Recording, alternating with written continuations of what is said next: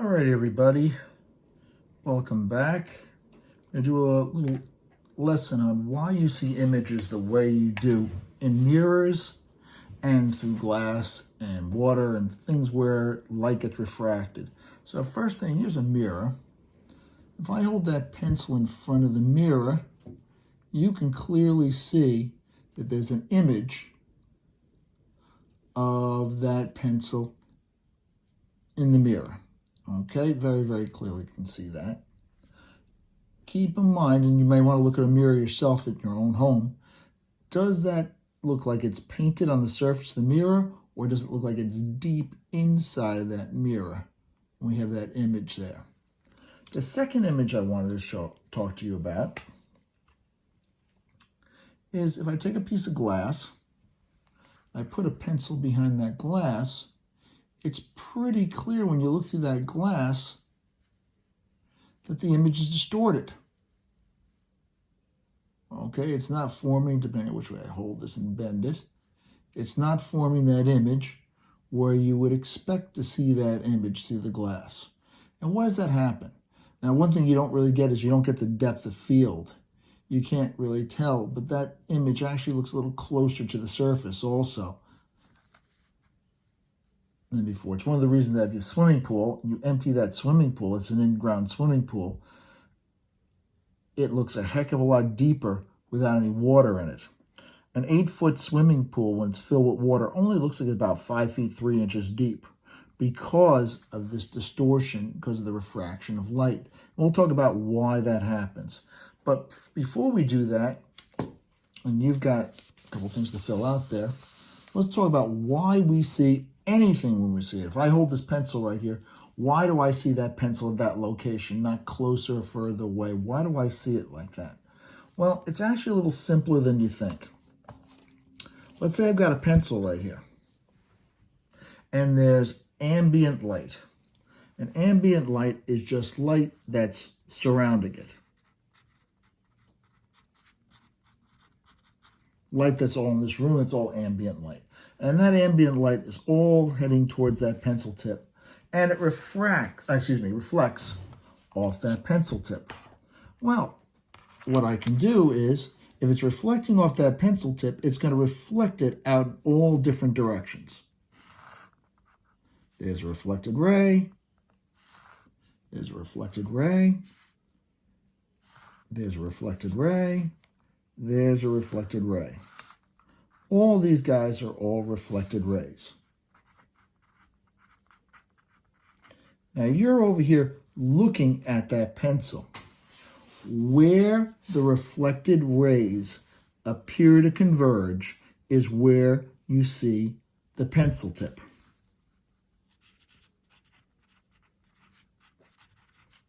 Where the reflected rays appear to converge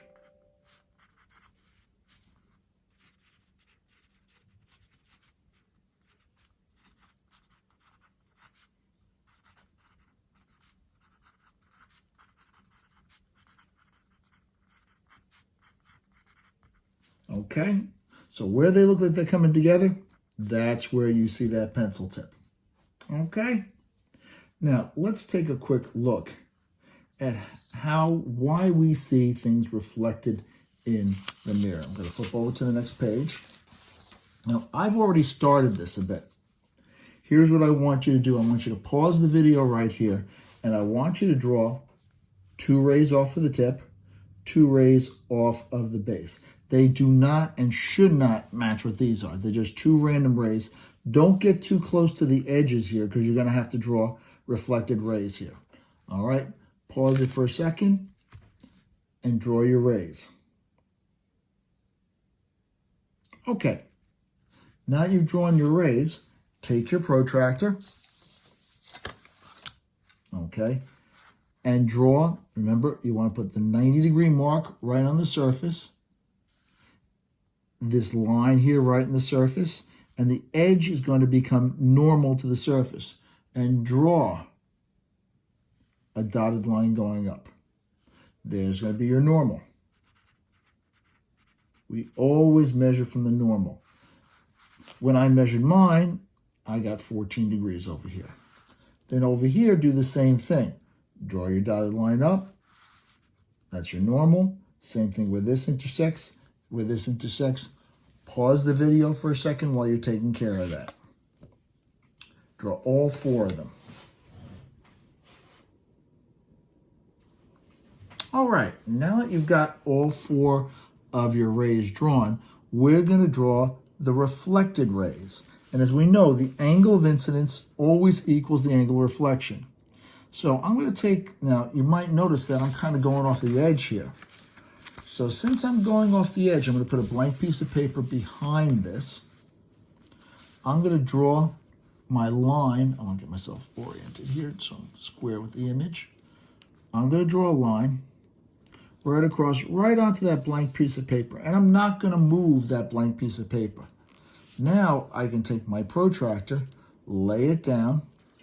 I've got a line there that I can measure my 90 against to make sure that it's nice and perpendicular. And of course I've got the normal there, which could have just used that, I guess. And come over here, and at 14 degrees, I'm going to make a little mark. And I'm going to draw my reflected ray.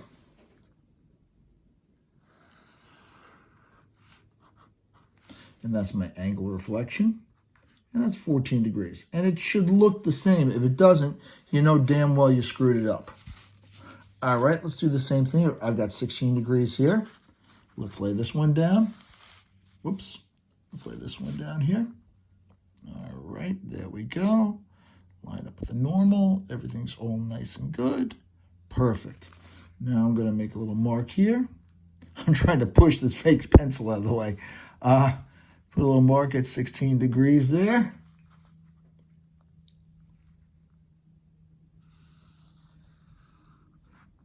And you want to be accurate.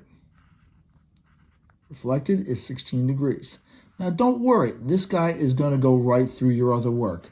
I'm not going to worry about it. As long as I keep everything straight, which rays are reflected, and putting arrowheads on the ends of these helps a lot. 90 degrees, we're right on the normal. Good, that was 18 degrees, so gotta flip it over. Sorry. All right, lay that down. There we go. For mine, it's 18 degrees, so I make a little mark at 18 degrees. And we draw the next line that's reflected. And I don't care that it goes right through the other work. I don't really care. It's totally fine. And finally, last but not least, I draw my 22 degree. And I really didn't need to extend the line because I've got the normal here to measure from. As long as everything lines up with the normal, I'm good. And I make a little mark at 22 degrees. There we go. And away we go. Now, how do you find out where you're going to see that image? Well, let's say that you're up here, and here's your eye, and you're looking down into that mirror. First of all, you're going to see the pencil because the light coming off the end of the pencil is going to reflect forward, out, that's going to reflect over, and you're going to see the pencil itself. However, you're going to look down into that mirror. And what's going to happen with the mirror? Well, keep in mind, these reflected rays coming off the mirror are going to be going into your eye. If I continue them down, let's say this first reflected ray right here, I'm going to continue it as a dotted line down into that lower section. And I'll slide it so you can see what I just did in a second.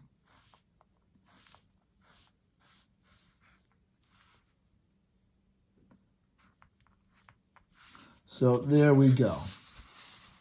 Just continued that reflected ray as a dotted line.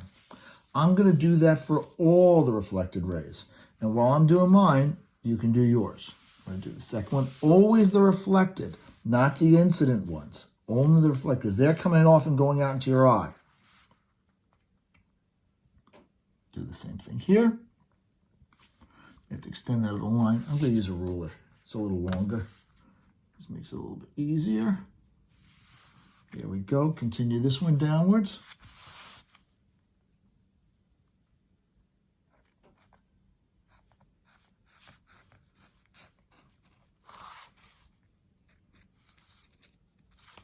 And those two reflected rays that I just drew are going to converge to a point down here.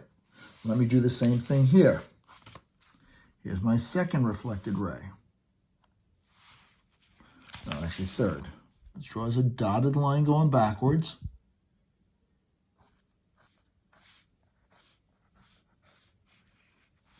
And this one over here has a dotted line going backwards.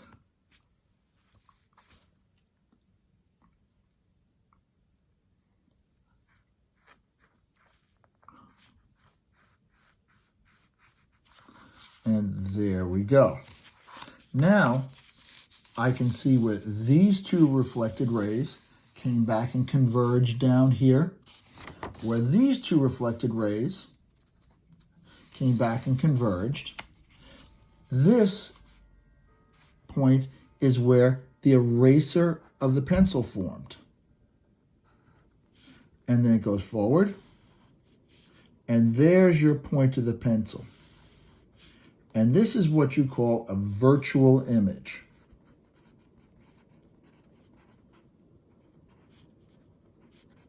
It's virtual because you're seeing light coming from a point where there is no light actually existing. So up here, there is my object. That's the original object. And you can see that it's twisted side to side a little bit. And there's my virtual image of the pencil. Okay? So you draw a reflection, two reflected rays from each point that you're trying to figure out where the reflection can occur. Angle of incidence equals angle of reflection. Okay? Here, here, there, and there. This one I should have marked as theta r, 18 degrees. And over here I should have marked this one, theta r, 22 degrees. And where the reflected rays come back to, you're looking into, these rays look like they came from a point behind the mirror. So you see it as if there was light actually coming from behind the mirror. There's no magical Narnia back there. It's an optical illusion. It's because of the geometry of how light hits a mirror that it looks like it originated from behind the mirror. And that's why you get that virtual image, and it actually is deep in the mirror. Now, what about refraction? Let's turn over to the next page. Why do we see images distorted in glass or in water? Now, I've already started this a bit.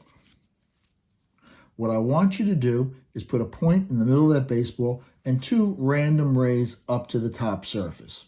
Don't get too close over to the edges because you're going to need to draw some refracted rays here. So I've got my glass. The index of refraction is 1.7. And I've got a ray drawn here.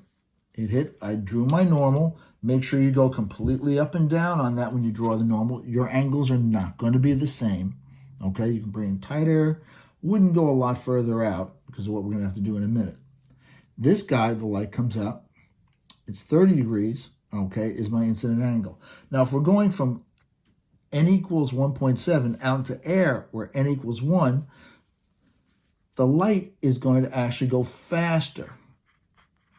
And as we know, when it goes faster, it bends away from the normal.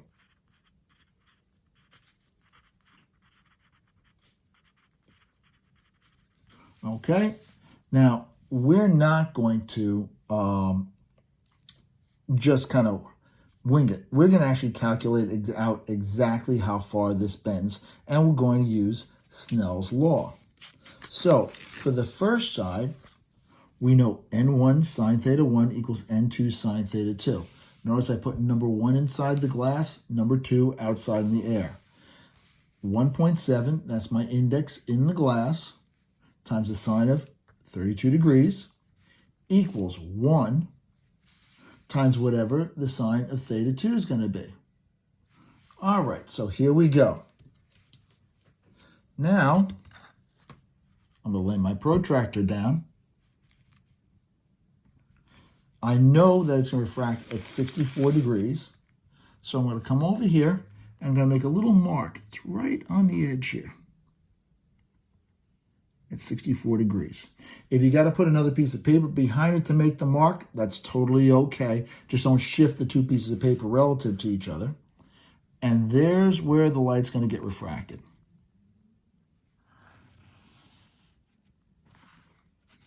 My angle of refraction is 64 degrees. Speeds up, bends away from the normal. Let's do the same thing on the other side. Exactly the same thing. N1 sine theta 1 equals N2 sine theta 2. 1.7 times the sine of 30 degrees equals 1 times the sine of theta 2. My theta 2 this time is going to be 58 degrees. So, again, I lay down my protractor. You can't do this stuff without a protractor. It's physically impossible.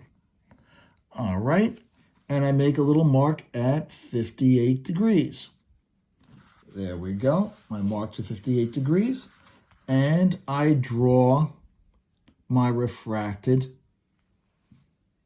light ray. I'm going to go through 58, pure, that's perfect. Okay, good. And there's my theta refracted, is 58 degrees. Now, bear in mind, you're up here someplace.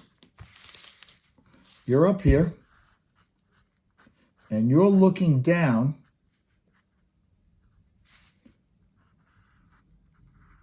Okay, you had an accident. But anyway, you're looking down into that glass. Where do you see that ball? Well, you see the ball where the light coming out from the surface appears to converge. In other words, let's take this refracted ray and you're going to follow it backwards as a dotted line because it's not a real light ray. And let's follow this other one backwards also.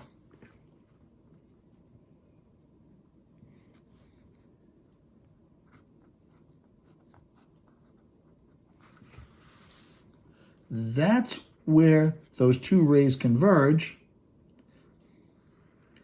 That's where you're going to get your image. Notice how much closer to the surface it is. That's one reason that when you take a look in a swimming pool, the swimming pool doesn't look as deep as it really is because the light being refracted away makes it look as if it's much closer to the surface. Now I've got two of these that I want you to practice on. And let me show you the first one. I am not going to do this with all the measurements. I'm going to show you what you're going to do. Now, you've got here this triangle, and I'm going to back this up so that you guys get a better view of what's going on. Got this little snake thing that kind of sticks up. Okay, that should be a little bit better. Give you a little better view. All right, I've got a triangle over here. You guys are going to draw, and you're going to measure this out carefully. I'm just going to give you a rough sketch so you have some clue what you're going to do. You're going to draw from A two light rays. You're going to use a ruler. I'll do one with a ruler just so you guys know. Okay? Use a ruler. Where these two light rays meet the mirror, you've got to do it out with a protractor. Normal. Normal. Then you're going to draw your reflected rays. Measure your angles of incidence. I'm just sketching this. You're going to actually do this outward. Draw your reflected rays. Measure the same thing here. Now, once you've got your reflected rays, you're going to follow them backwards as dotted lines. And do the same thing with this guy right here. as a dotted line. Okay, and it looks like it converges way the heck down here, which is fine. You're going to do the same thing here. I don't care which direction, left or right, doesn't matter. 2 rays. Measure your normals. Draw your reflected rays. Follow them backwards as dotted lines. Again here, 2 rays. You can go right through the other rays. Draw your normals. They need to be done and measured. Measure out your reflection. Draw your reflection. Where these come back, where these come back and converge. That was A. Down here, that's A primed. This guy was B. Where that is, that's B primed. This is C. Where those 2 rays converge is C prime. And you're going to draw your mirror image of your original triangle. Okay? That's the first part of it. The second part is exactly what we did before. You've got a point down here. This is going to be lucite.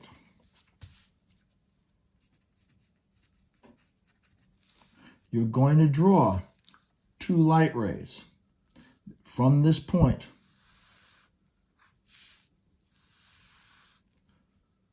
Draw your normals. Measure your angles of incidence. Use Snell's law. This is air out here. Find how the light is going to refract away. Once you've got that done, find out it's going to refract. I don't know which way it's going to go. You figure it out. Dotted lines going backwards, where you actually see your image in the lucite. Okay? And that is pretty much it for seeing images in glass and in water. All right? Hope this made sense to you guys. If not, you could always send me an email or something like that. But they seem like the lessons have been making sense for the most part. And with this explanation, you should be pretty good on that. All right, people? That's pretty much it for the moment. I will talk to you later. Hope you're all doing well. Take care of everybody. Bye-bye.